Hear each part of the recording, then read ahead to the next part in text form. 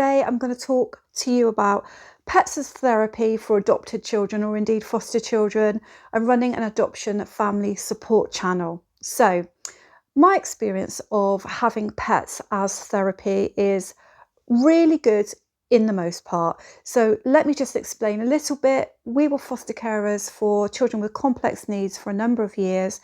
We finally adopted our boys. So we've got the experience of having foster children in the home, adopted children in the home. And since we've been doing that, we've had 2 different Labradors. One's since passed away and now we have a new black Labrador. What we found with children that have come in from fostering and even with the boys right the way through to being adopted, that pets are a really, really strong, brilliant therapeutic way of helping children. That's our main experience. So let me show you how powerful this is for our sons. When we were fostering them, they went off for adoption and that failed.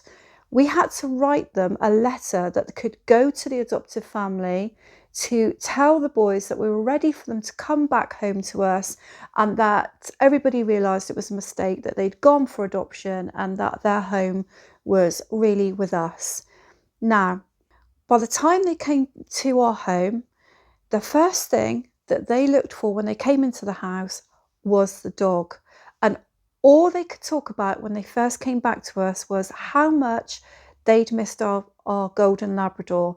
And that went on for some time. And even though I tried to persuade them to maybe say how much they'd missed me, which I hope they did, but they just wanted to talk about that dog.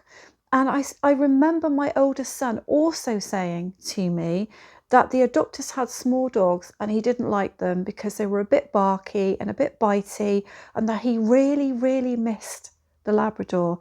Now, when the boys first came to us, they were incredibly neglected and they needed a lot of therapeutic work and sometimes still do. And the one thing, or they humanized dogs a lot. So the one thing that was a huge therapeutic support to them was this golden Labrador, and they loved her to bits. And this really showed when they came back to us how that dog integrated them back into our home environment. And as we speak now, we have another Labrador and they've taken a while to warm up to this new dog. But now this new dog is trained and is relatively well behaved.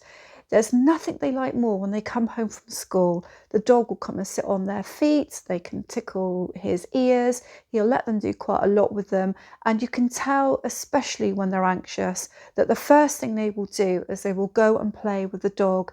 And they are pretty good with him. I've caught them a couple of times being a little bit rough and had to put them in their place for that. But because they've now been brought up with dogs, then they've done very well with this. The only caveat I will say, and I'm sure you've heard this before, with foster children or adopted children, you have to be a little bit cautious because sometimes children can be over possessive over pets, over-humanize them, and sometimes, yes, they can hurt them. And we have had experience of that when we were fostering. One of the children we had did hurt one of the pets, and so it does happen, and they don't understand what they're doing necessarily, but you do have to be a little bit cautious around your pets. So if you are thinking about having a dog and you are adopting or you've adopted, I do say that overall, on balance, it is a really, really good idea. I don't suggest that you have a new dog and a new child at the same time. I suggest you either integrate a dog into your family first, so that you know that your dog is safe, or you adopt first, wait quite a while until your child is settled, and then you think about having a family pet. But it's a plus for me, and we wouldn't be without our Labrador. Thank you for watching. If you've enjoyed my video, then please take the time to subscribe. I am running an adoption family support channel with tips and advice to support you either through the adoption process or with your adopted child. Look forward to seeing you on my channel.